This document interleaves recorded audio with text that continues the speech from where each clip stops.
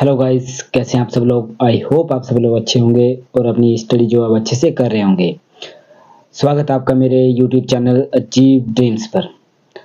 जैसा कि पिछली वीडियो में मैंने चर्चा की थी कि संविधान हमारा कैसे बना और क्यों इसको बनाने की ज़रूरत पड़ी, वैसे ही हम आगे देखेंगे। इसका एक सेशन चलेगा कि जैसे संविधान बना, कैसे बना, क्यों बना और इसके क्या क्या आर्टिकल हैं।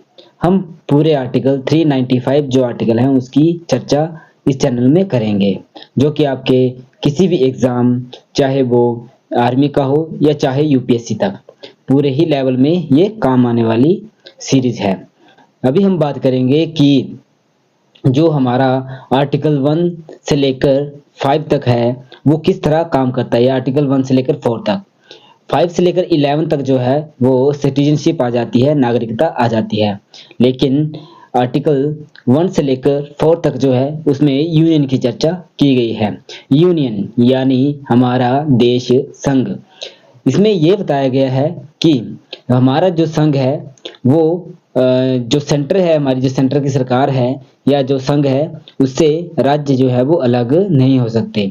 इसकी चर्चा हमारे आर्टिकल 1 में दी गई है। यदि हम बात करें कि आर्टिकल 1 में और क्या क्या चीजें दी गई हैं, तो इसमें यह दिया गया है कि हमारे जो राज्य हैं वो संघ से अलग नहीं हो सकते किसी भी कारण। यदि बात करें अमेरिका की, तो अमेरिका जो है वो उसमें राज्य और संघ जो है वो अलग अलग हैं। स्टेट और सेंटर जो है उसमें अलग अलग जो है वो चुनाव होते हैं और अलग अलग ही वो चुनाव का जो है वो अधिकार देते हैं। लेकिन हमारे यहाँ इंडिया में ऐसा नहीं है। हमारे यहाँ जो मताधिकार है का जो अधिकार है वो एक ही है, चाहे वो संघ में हो चाहे वो स्टेट में हो। तो ये बात लागू होती है आर्टिकल 1 में कि उसमें दिया गया कि संघ एक शब्द जो है वो दिया गया है, लेकिन उस शब्द के अनेकों अर्थ हैं, डिफाइन किया गया है। जैसे कि संघ जो है उससे राज्य अलग नहीं हो सकते। यदि बात करें आर्टिकल 2 की, तो आर्टिकल 2 में ये दिया गया है कि जो संघ है, जो संसद है हमारी, उसे 2 शक्तियां दी गई हैं। जो संसद है, जो पार्लियामेंट है, उसे 2 जो है वो शक्तियां दी गई हैं, जिसमें एक में ये बताया गया है कि किस प्रकार वो नए राज्यों का गठन करेंगे और संघ में किस प्रकार नए राज्य मिलाएंगे। ये बात आती है आर्टिकल 2 में कि राज्य को मिलाने की जो अधिकार है, जो राज्य को मिलाने की जो चर्चा की जाएगी वो संसद में की जाएगी।